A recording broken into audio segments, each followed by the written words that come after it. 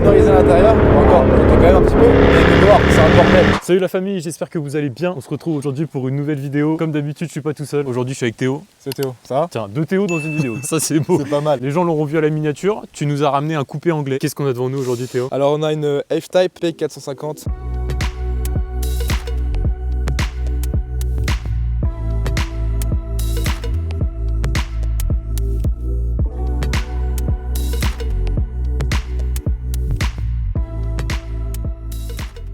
De 2021, c'est la phase 3, c'est la dernière F-Type qui est sortie et c'est la toute dernière, ça c'est la fin de série. Ah, ils en font plus du tout, c'est fini? Non, Jaguar, ils ont arrêté la production là en juin 2024, c'est la dernière F-Type que tu vois devant toi. Ah oui, d'ailleurs, on la reconnaît parce qu'elle a ses feux bien spécifiques. C'est ça, en fait, elle a eu 3 phases cette voiture, la phase 1 et la phase 2 qui avaient des feux qui remontaient vraiment jusqu'à l'aile avant. Et celle-ci a des feux un peu plus épurés, un peu plus allongés, qui s'apparentaient en fait à la nouvelle gamme de Jaguar. Donc en fait, la phase 1 est sortie en 2013, en fait elle a été annoncée au salon de l'auto en 2012. 2017, elle a eu du coup la phase 2, qui avait les mêmes feux mais juste en fait avec la technologie LED. Pareil, elle avait des grilles de pare-choc un peu plus différents, l'intérieur qui changeait aussi un petit peu. Et là en 2021, ils ont sorti celle-ci, enfin même 2020 d'ailleurs, avec des changements beaucoup plus notables. Les feux comme tu as dit, grille avant, pare-choc avant, le capot. Ouais, le capot, je vois avec les petites écopes ici ça. en plus. Faut savoir qu'en fait cette voiture, la F-Type, ils l'ont faite dans la continuité pour faire le rappel de la Type E, pour faire honneur à cette voiture-là qui était très connue chez Jaguar à l'époque. Ça, dans les concurrentes d'une F-Type, t'as 911.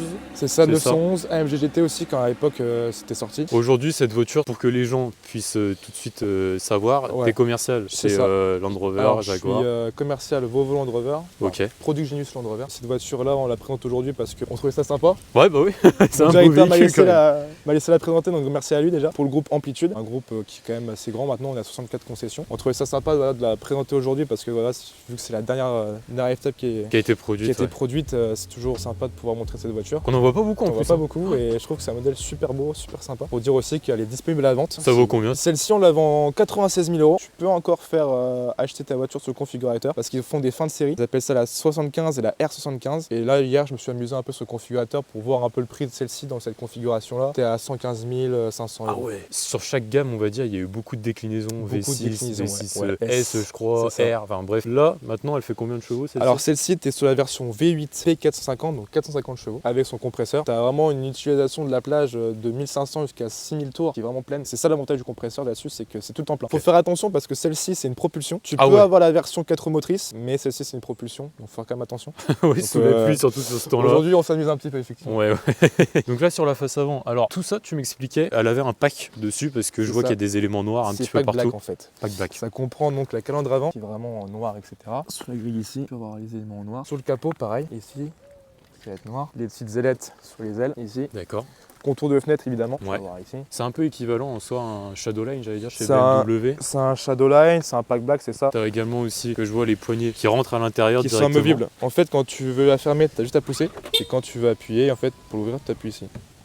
Voilà. D'accord. Alors le nom de la couleur, parce que les gens s'en rendent bien compte, c'est pas un noir, c'est un bleu. C'est ça, c'est le Portofino Blue, ils appellent ça. En fait, là, elle a vraiment la configuration anglaise, quoi. Ouais. C'est très anglais. T'as vraiment ton coupé sportif, mais dans une configuration noble et vraiment épurée. Particularité également, c'est que comme c'est une V8, on va le voir à l'arrière, les sorties. T'as 4 sorties d'échappement. Tu peux reconnaître la V6 et la V8 grâce aux sorties d'échappement. La V8 a les 4 sorties comme ceci, mais la V6, en fait, elle a 2 sorties qui viennent au milieu. Les clients Jaguar, en général, quand je parle avec eux, ils préfèrent justement les doubles sorties au milieu. Ah ouais? Ouais. Ok, tu vois. Ça. Bah dites-nous en commentaire ce que vous préférez. Moi je préfère quand c'est comme ça par contre. Je préfère aussi. Et c'est pareil, t'as la version coupée ou cabriolet. Ouais. Et ils préfèrent notamment en cabriolet. Et ils préfèrent en cabriolet qu'en coupé? Ouais, moi je préfère en coupé tout de suite. Ah bah oui, clairement, avec cette ligne là qui est vraiment sublime. Déjà de base je suis très fan des coupés en général. Que ce soit par exemple une TT ou un truc comme ça. Alors les jantes dessus, t'es en combien de pouces? T'es en 20 pouces, 6 branches dédoublées du coup. Pareil, ça en option, t'es à 800 € les jantes. Ah tu vois, je trouve pas ça si excessif. Non, encore. franchement, au niveau des options, c'est pas trop cher. Parce que même sur la couleur, t'es à 1600 je crois de base. Ok. Parce qu'il faut savoir, t'as l'aileron amovible. C'est soit tu le sors manuellement grâce à un bouton qui est sur la console centrale, ou soit il sort tout seul quand tu roules à partir de 130 ou quand tu fais des gros freinages. Et tu peux voir soit celui-là ou le fixe. Le fixe, tu peux l'avoir pour 300 € je crois. Ah, ça va encore. C'est intéressant d'avoir le fixe quand t'as la SVR. Cette génération, elle est sortie en SVR aussi? Non, en fait, la SVR a été que pour la phase 2 de 2016 à 2019 qui faisait 575 chevaux. Sur la phase 2 après, t'avais la R qui était un peu en dessous qui faisait 550. Et en fait, la R a remplacé sur cette phase-là la SVR. Donc sur cette phase-là, la Type 3, c'est la R qui fait 575 chevaux. Ça va, c'est pas pas trop traître en vrai comme voiture pour toi qui la roules de temps en temps? Faut faire attention. Ouais. Après, c'est vrai que moi j'avais pas trop l'habitude d'avoir des propulsions, Oui. si tu vois, entre les mains. À force de la rouler, tu comprends un peu comment elle fonctionne. Donc non, c'est pas traître. Faut pas en vélo SP non plus. Forcément. Faut pas en vélo SP et non, Forcément. franchement, mais tu vois, tu peux la rouler en mode confort, c'est super agréable parce que t'as une boîte ZF Full Rapport dessus. Ok. Qui est très souple si tu roules tranquille. Et par contre, quand tu la mets en mode dynamique, en mode sport, Ah bah ça ça arrache. le freinage là-dessus d'ailleurs, il est comment? t'es en 380 à l'avant. Ok. Alors, nombre de pistons sur l'étrier, je pourrais pas te dire. Je pense que t'es sur du 6 pistons. T'as quand même du mordant. Celui de la SVR est beaucoup mieux hein, parce qu'ils sont quand même sur des céramiques. Là-dessus, t'es sur une version plutôt classique. Donc, Ouais, mais après, c'est pas le même coup non plus quand tu dois les changer. Quoi, c'est pas le même coup. La SVR, c'est vraiment la version radicale si tu veux. T'as eu 2 versions notables sur la F-Type. T'as la SVR et t'avais aussi la Project 7 ou la Project 7 Oui. comme ils disent. Ok. Et elle, c'était pour en fait se remémorer la Type D qui avait concouru au Mans et qui avait gagné 3 Mans consécutifs. Tu peux nous montrer l'intérieur? Ouais, bien sûr. Bah, à l'intérieur, par exemple, t'as un pack Meridian qui fait vraiment un D'accord. très bon son. T'as les sièges baquets. Donc, ça, c'est la couleur, c'est Light Oyster. Donc, t'as les sièges baquets sport en cuir qui sont très confort. Manque un peu de maintien à mon goût. Si vraiment tu veux rester dans l'esprit sportif, C'est vrai que sur les côtés, j'ai l'impression que le maintien il est un petit peu. je manque un petit peu. Franchement, pour tous les jours, c'est agréable. Cette voiture, comme je t'ai dit, c'est que là, par exemple, t'as la config qui est franchement très propre pour rouler tous les jours. Même dans l'esprit, là, franchement, celle-ci, tu peux la rouler en daily, hein, pas de souci. Ça a de la souplesse. Si tu veux vraiment que ça marche, il y a le répondant aussi qui va avec. Je vois dessus en option que t'as le toit ouvrant. C'est un top panoramique. Top fixe. panoramique. Ouais, Ok, c'est pas j'ai ouvrant, cru. c'est un top D'accord. panoramique fixe. Pack Meridian, siège électrique, virtual cockpit, paramétrable, caméra de recul, après pareil, avion électrique, CarPlay, tout ça. Ah, elle Au est milieu, bien optionnée. tu vois, t'as les boutons, tu peux ouvrir les clapets, Ok. t'as un petit bouton haut à droite, le bouton de l'aileron amovible, le start and stop et le SC pour le déconnecter. Le volant comme ça, avec les palettes. Vent 3 branches, pareil si tu veux un côté un peu plus sport, je trouve qu'il est un peu gros. T'as pas le meilleur maintien on va dire pour pouvoir vraiment rouler comme un sagouin, mais bon, Ok. pour tous les jours c'est pareil. Hein. C'est vrai que les finitions, par contre, les Anglais, ils sont vraiment forts. Bah, Avec c'est les du cuir surpiqûres étendu, ici. ouais. Ah, c'est magnifique. Il n'y a pas de plastique, Non. il n'y a pas de choses C'est apparentes. ça la finition anglaise, c'est vraiment du cuir partout. Ah, c'est top avec le Jaguar inscrit aussi. C'est Juste ça. ici, sur les tapis également. Elle a combien de kilomètres déjà? Celle-ci elle a 21 000. Ah oui, 21 639. Ok. Tu peux nous montrer le moteur? Ouais. Qu'on regarde de Pas de ça. souci. Ça, je reviens juste là-dessus. Le capot il est bien long. Hein. Ah, elle est Quand très même. très long. Et puis tu l'ouvres vraiment comme ça. Quoi. D'accord, ok. Et là tu vois le Incroyable. beau bousin, le V8 supercharge, Qui développe donc, on avait dit. 450 chevaux sur cette version. Et en Newton-mètre, tu sais. T'es à 530 ou 550 je crois. Je te dirais D'accord. une bêtise mais ouais. Elle est un peu lourde, il faut le dire quand même. Elle fait combien? Newton 8. Ah oui, ok. Ouais. Ah oui, Elle est un peu effectivement. lourde. Tu le sens un peu, surtout on va dire à basse vitesse. Elle reste, enfin, elle a un bonne tenue de route. Franchement les pneus, si tu roules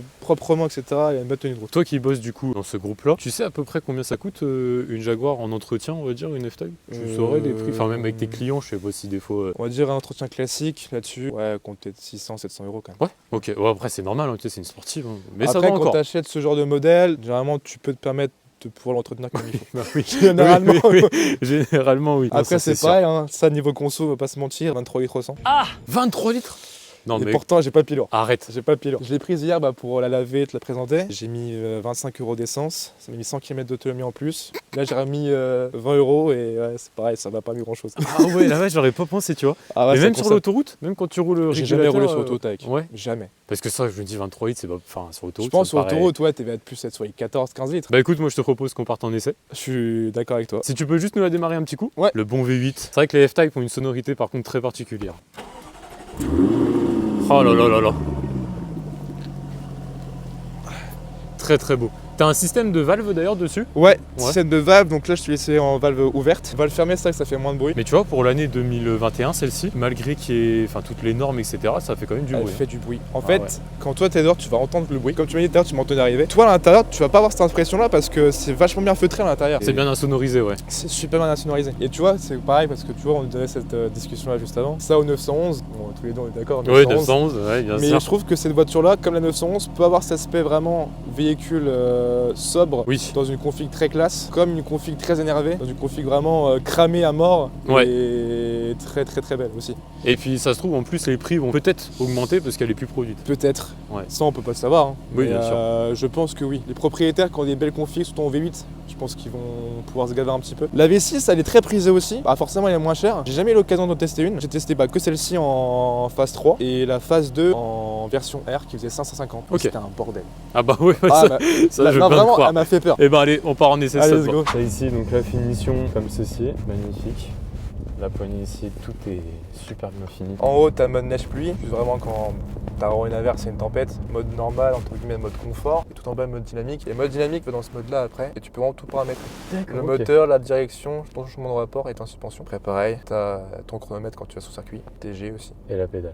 Et ta pédale. C'est vrai que le capot, il est long ici. Ah, elle fait 4,50 m de Ah oui, long. Ouais. D'accord. Enfin, la voiture en total, elle fait 4,50 m. Ouais.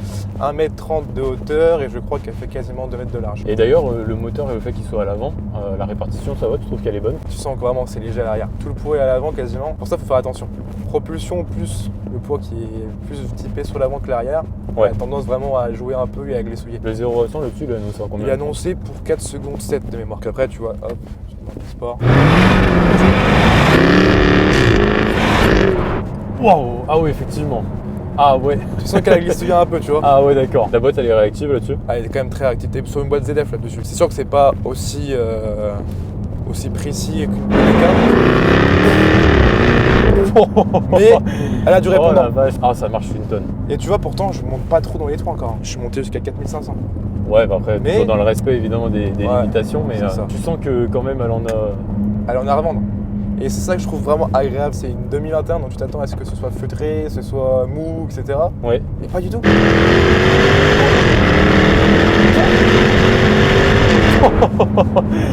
Oh mon dieu. Ah ouais, non, ça marche. Non, ça marche. La vitesse max, elle a annoncé à combien là-dessus? 2,90. 2,90, ok. Sur la version comme celle-ci.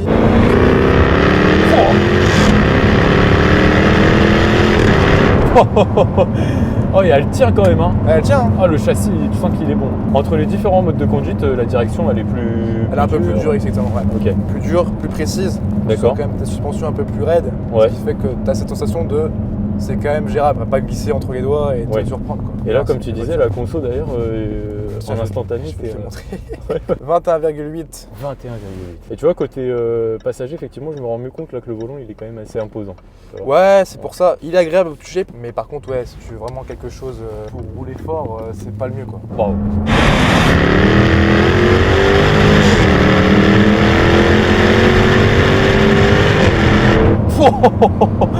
Oh mon dieu.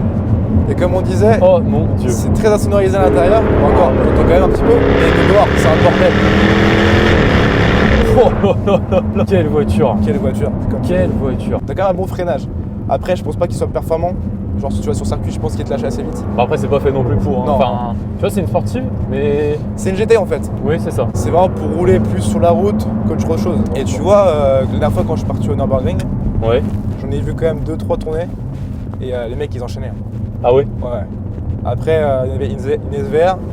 Et après, l'autre, je crois que c'était une R. Puis tu te sens en sécurité quand même. Oui, oui, oui. Puis t'es bien maintenu dans les sièges quand même, hein, même si effectivement il manque peut-être un petit peu sur les côtés. Il manque un petit peu, faut le dire, mais c'est pas non plus... Ouais, c'est pas dramatique. Hein. C'est une voiture comme... Enfin, on l'a dit juste avant, tu ne l'emmènerais pas sur circuit déjà de par la config. Non. Pas... non. Tu vois, non, c'est ça. Dans la config actuelle, je la roule le week-end, tu vois. Voilà, c'est ça. T'as déjà essayé là-dessus pour quelqu'un qui regarde la vidéo, qui serait intéressé par la voiture, mais pas forcément de l'acheter content, combien ça ressortirait en... J'ai jamais regardé. Je te sortirai le panneau, je crois que j'avais une simulation de LOA dessus. Ok. Ça fait un peu, tu sais, un petit pincement au cœur de te dire qu'il n'y en aura plus, quoi. Bah ouais, comme beaucoup de voitures malheureusement, en fait, hein, comme les Alpines, comme tout ça. C'est ça. Jaguar, dans l'esprit, ce qu'ils veulent faire, c'est que là, du coup, ils ont arrêté la F-Type, ils ont arrêté la XE, ils ont arrêté le Pace, ils gardent que le F-Pace pour l'instant. Et en 2025, leur ambition, c'est de faire que du tout électrique. Ouais, d'accord. C'est même le E-Pace, qui est une voiture toute électrique, ils vont l'arrêter. Ah oui? Ouais. Ok. Ça n'a pas vraiment marché, hein, pas se mentir. Et ils veulent refaire du coup une GT en tout électrique. Et après, ouais, ils ont vision de faire d'autres choses, je pense du SUV en électrique également. Donc là, maintenant, ils veulent vraiment redynamiser le truc en mode non, on veut quelque chose. On veut de l'ultra luxe, on veut plus faire vraiment du volume, on veut faire quelque chose d'assez spécifique, d'assez.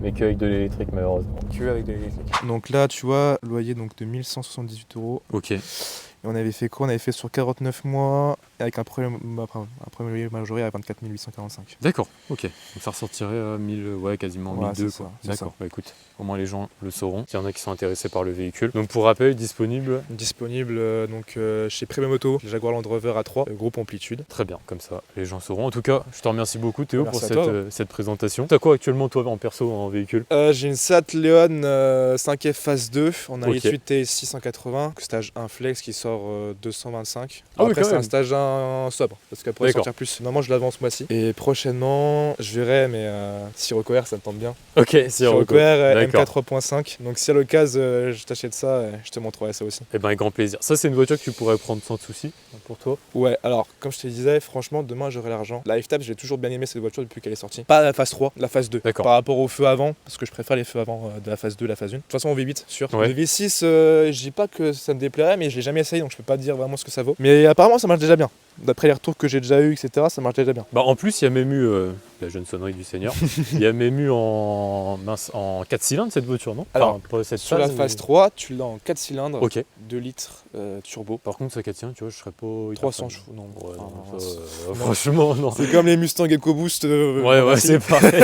Ouais, c'est pareil. Mais, tu vois, quand je vois la Camaro que tu avais fait, la jaune, c'était un V6 dedans. Ouais, c'était un V6. Ça marche déjà Ça marche déjà très fort. Donc je pense que celle-ci en V6 marche déjà pas mal. Non, mais en tout cas, je te remercie beaucoup, Théo. C'est normal, ça me fait plaisir. Et puis bah écoute, si tu dois revenir avec la Sirocco, avec grand plaisir. Ouais, avec bah grand plaisir. Ou même avec d'autres véhicules d'ailleurs. On a une M5 aussi à présenter peut-être. Ok, bah avec grand plaisir. Avec grand plaisir. Bon, en tout cas, bonne journée à toi, Théo. Merci à toi, mec. À la prochaine. Salut tout le monde. Full, t'es prêt? Allez.